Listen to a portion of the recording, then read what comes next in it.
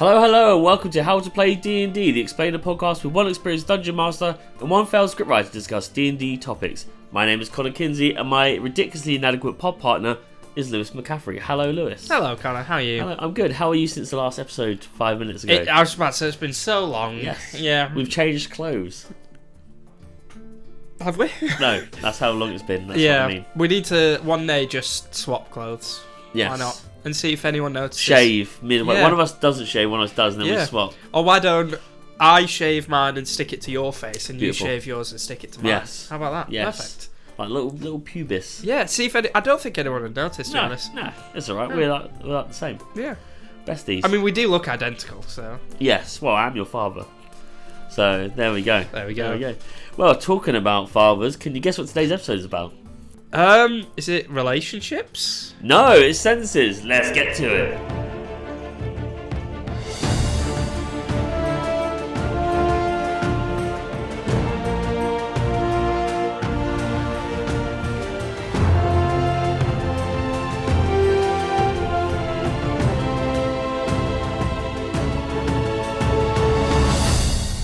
Okay, so today's episode is on senses. We once had a player who was scared of dark vision, the in-game sense that allows you to see in the dark. But what are the other senses creatures and players could possibly start with or obtain?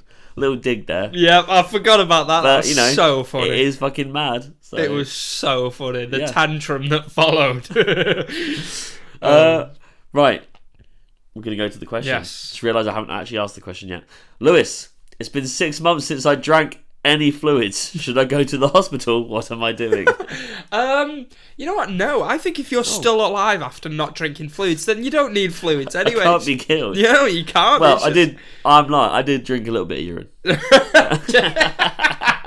But like only like once a night. I mean, why not? Fuck it. If that's working for you, I'll say you do you, sir. Well, my piss drawer was starting to bend. Your piss what? My piss drawer. Oh, Graham, I wonder what that fucking smell was. You know what? Yeah, what you're doing is living a heroic life. There will be songs written about a martyr. You. The piss man. There'll be statues of me in Moscow. The man who risked it all. Jesus Christ. Why not? Yes. No, you don't go to the hospital. No. Okay. You continue in your ways. My teeth hurt from laughing. Your teeth? I think I need to go to the doctors. Yeah, you do. For that, you do.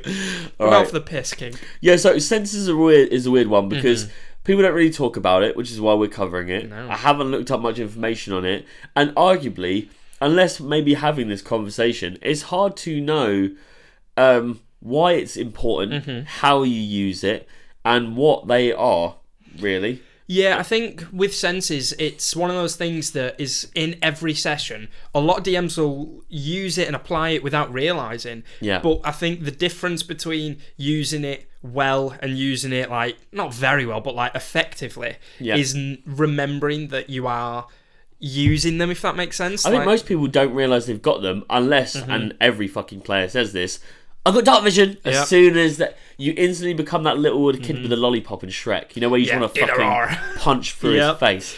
That is every player when they go, I've got dark vision. As soon as they hear the idea that the sun has fallen and it is dark, they literally just want, irritating. I need that. Irritating. I need that video with your face. That was fucking hilarious. I fucking hate them. I hate them. One bit of advice for any new aspiring DMs: if you want to fuck over or piss off a player, the minute they say they have dark vision, it's magical darkness. It's magical darkness. Anytime someone says to me they got dark vision, I say it's magical darkness. Yeah. Even if it's not, just to give them just one round of them struggling. Just so they know that you know that they're being a dick. Yeah, 100%. And that's enough, and everyone laughs at them, and then you carry on, and that's fine. And then 30 seconds later, they just say, "Can I see then or not? I've got dark vision." Yeah, they do, yeah. But yeah. They go through their character sheet, and then they want to go through your DM, your ass. Yeah, as you can tell, senses is a big topic. Exactly, Yeah, okay. So I've written here, dark vision I think is the key one everyone thinks of or knows of when starting. What other senses are there? So, first of all, following on from in terms of sight, because what dark vision does is basically, depending on the range, let's say it's 60 feet in total, that's like the standard, I believe, you basically see of between 30 and 60 feet in darkness as though it's Yeah, you see that in dim light as though it's bright light, and in darkness as though it's dim light, up to that range. And that does extend, like you said, depending on some races have 120 feet. Exactly, but there's also Devil Sight and True Sight, which I believe True Sight Devil Sight is the one where I believe it works in magical darkness as well, so you can just see regardless. Yeah, don't come to my table saying you got Devil Sight. No. And which you'll often find Warlocks having, because that often comes with their patron or their pact. And True Sight, I believe, is the one where it's basically like you've basically like got Daredevil senses, so you can have your eyes closed and see. Like, it's that kind of thing. And it's usually probably around 120 feet, actually. Like, something like that. You can't. True Sight is very good if you're like a ranger, for example. Exactly. Your accuracy is probably very good. Yeah. But there's also the obvious ones when it comes to passive perception, passive insight, things like that. Yeah. I was just about to say... Oh, yeah, in terms of perception as well, or any other senses, if you're wild-shaped into, let's say, a wolf, you'll have advantage on perception checks that rely on smell. So there are quite a few that you can... If you can think of a sense, like sight, smell, touch, there's probably something you can use for it. It is beneficial. You should use them. The DM will probably enjoy it and maybe work that into their sessions following on from that as well. I will go to the third question next, because this is, I think, is the biggest one of the senses. Passive perception comes up quite a lot as a question from players. You've just said it a few times. How does passive perception work? So passive perception is, let's say you have a party that's travelling through a forest. Oh, we won't even say forest. Let's say they're travelling through a dungeon. Yeah, because in a forest it might be passive survival. But let's say you're doing that. They're not actively checking for traps. They're not telling you they're doing that. They're just walking. They're talking between themselves in roleplay, and they're not necessarily... Their characters will be paying attention, but they're not telling you they are. So they're not saying, I'm going to look for traps. The passive perception, let's say they have a passive perception of 13, but if they were to check for traps, it requires a 15 to, let's say, find a pit trap or something, then they won't see that. It's kind of what you notice in the background whilst you're doing other things. Yeah, usually to get a high passive perception, you have to be high in, I believe it's intelligence, wisdom? In wisdom. In wisdom. But the point of it being is, if their passive perception, probably a rogue for passive perception because of thievery and whatnot, they're going to be high in that, and arguably you should probably speak to them separately to the group and say, you do notice this trap. They might not necessarily, they don't have to actually say it as a player, but it's quite nice if they actually do take that into account as part of their character build, that you also take it into account and you offer a bit of insight as to their surroundings, because they would naturally notice it. I think as a DM, it's always good to know what every player's passive perception is, at least. You can do things like passive insight as well if you want to, or passive survival, anything like that. You can use just so because it happens, we all do it, we all forget sometimes to check for traps or to insight someone, whereas if their passive is high enough, they don't have to do the check, they might just notice it, or notice something as well. And an important thing to know is that doesn't mean that their perception check is that when you ask the team, the group, actually they still get to roll, but if they weren't aware to do that yet and you've not brought it up as a DM, then they've got that to fall back on. Exactly. And seeing as we're talking a lot about passive perception now, for anyone wondering how to work that out, that kind of thing, it is 8 plus your wisdom, I believe, plus your proficiency bonus. You said yes to me, and then you've asked about it, and I've said yes to you. Beautiful. We actually don't know. Beautiful. So if you've got wisdom of, I don't know, plus 4, and you're a level 1 character with a plus 2 proficiency bonus, you'll have passive perception of 14, which is very good. And arguably, even though obviously you could do that with any stat, and if you want to homebrew senses, but that really only comes about if it's, I would say, not every character sheet has it, even if they do have a decent wisdom. So it's not like, you just get that now, and from now on the rolls have to be high. It's kind of like you're probably best to discuss and go, this is the kind of character I am. I'm quite a character who's very aware of things, more so than, because I'm a thief or because of something happened. And that's how you kind of make that a trait of your character.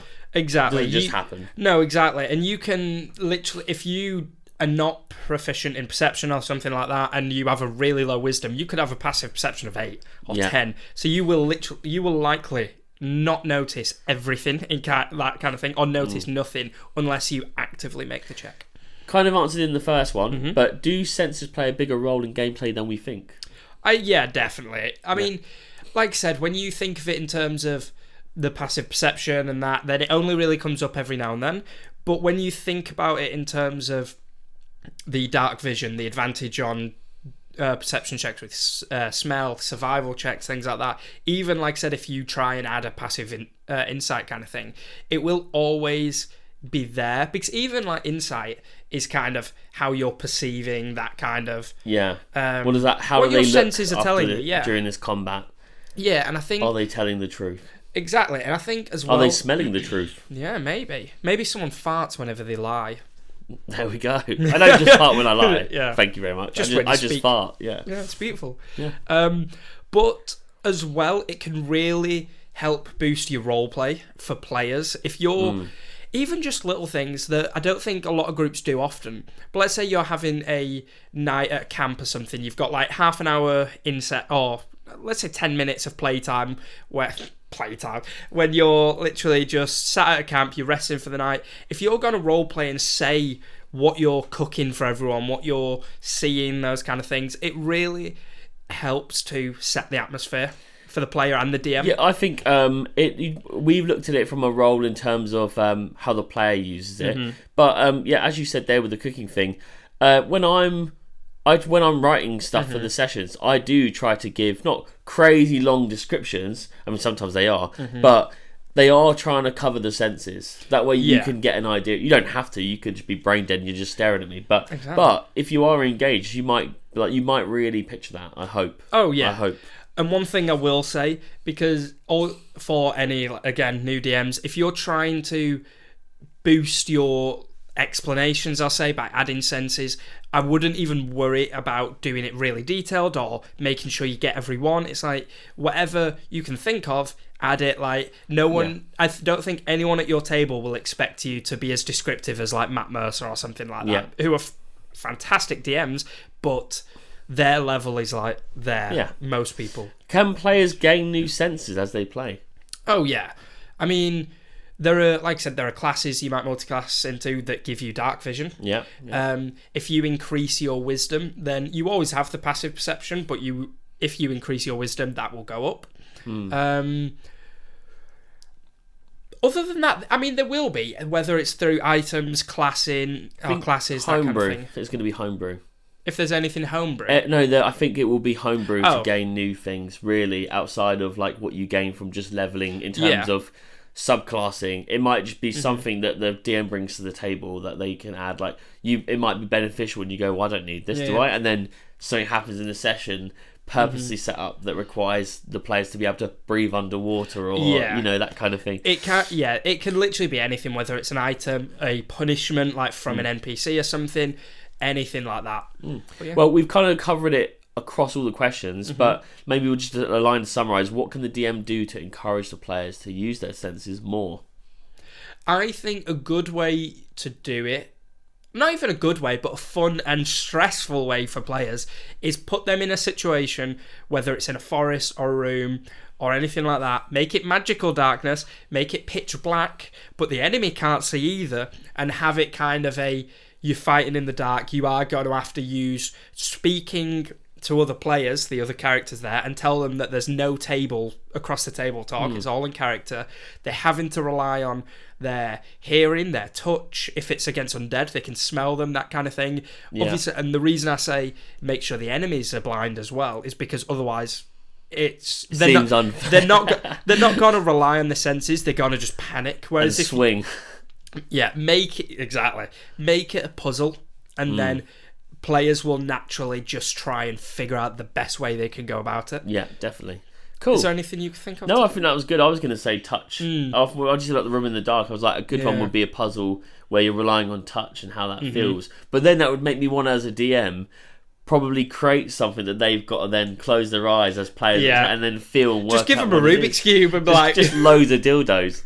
Wait, this one's a dildo as well. No, this and the different player has actually got what it is. They can just see what it is, but it's not... They have everyone else has their eyes open while one player fondles a giant 12-inch cock.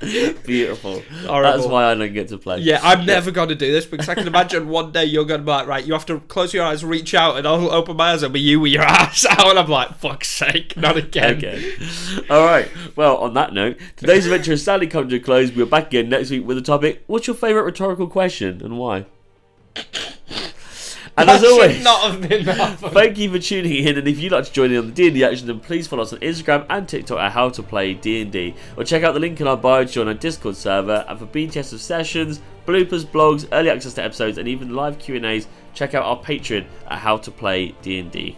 I've been Connor Kinsey. I've been Lewis McCaffery. Good day. Goodbye.